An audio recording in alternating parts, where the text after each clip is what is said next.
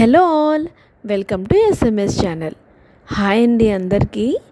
ఈరోజు నేను బెండకాయ వేపుడిని పొడి పొడిగా పర్ఫెక్ట్గా ఏ విధంగా ప్రిపేర్ చేసుకోవచ్చో ఈ వీడియోలో చెప్తున్నాను. మరి ఈ బెండకాయ వేపుడు కోసం మనం ముందుగా బెండకాయల్ని ఇలా చిన్న చిన్న ముక్కలుగా కోసుకొని పక్కన పెట్టుకోవాలి. అలాగే తాలింపు కోసం ఆవాలు, జీలకర్ర, మినపప్పు, ఎండుమిరపకాయలు, ఉల్లిపాయలు, కరివేపాకు, పల్లీలు, ఆయిల్ని తీసుకోవాలి. పల్లీలు వేయడం వల్ల మనకి బెండకాయల్లో జిగురు ఏదైనా ఉంటే పోతుంది. ఇప్పుడు ప్రాసెస్ ఒకసారి చూద్దాము. ముందుగా స్టవ్ ఆన్ చేసుకొని ఒక బాండీలో ఒక 4 టేబుల్ స్పూన్స్ వరకు ఆయిల్ని తీసుకోవాలి.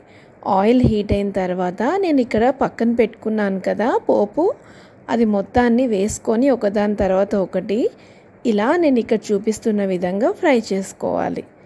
అవి బాగా ఫ్రై అయిన తర్వాత ఆనియన్స్ని కూడా వేసేసుకోవాలి. మనము ఇక్కడ ఉల్లిపాయల్ని చీలికల్లాగా సన్నగా ఇలా కట్ చేసుకుంటే బాగుంటుందండి. దీని టేస్ట్ కూడా చాలా చాలా బాగుంటుంది.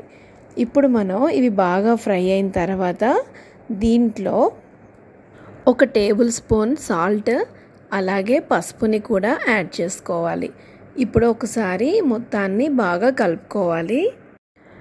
ఇలాగా ఉల్లిపాయలు మొత్తం బాగా ఫ్రై అయిన తర్వాత మనం ముందుగా కట్ చేసి పెట్టుకున్న బెండకాయ ముక్కల్ని కూడా వేసేసుకోవాలి.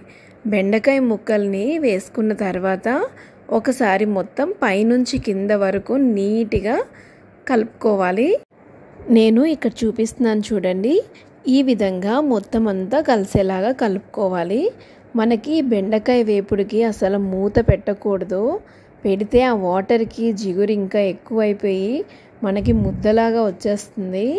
అందుకే అసలు మూత పెట్టకుండానే మనం ఈ ఫ్రైని అప్పుడప్పుడుగా కలుపుతూ ఉండాలి. అప్పుడే మనకి బాగా వేగి ముక్కలు కూడా దగ్గరికి వస్తాయి. అలాగే అంటకుండా మనకి పొడి పొడిగా కూడా ఉంటుంది. చూడండి, ఇలా ఈ విధంగా ముక్కలన్నీ దగ్గరికి వచ్చేసాయి కదా. ఇలా చూడటానికి కూడా పొడి పొడిగా బాగా కనిపిస్తూ ఉంటుంది కదా.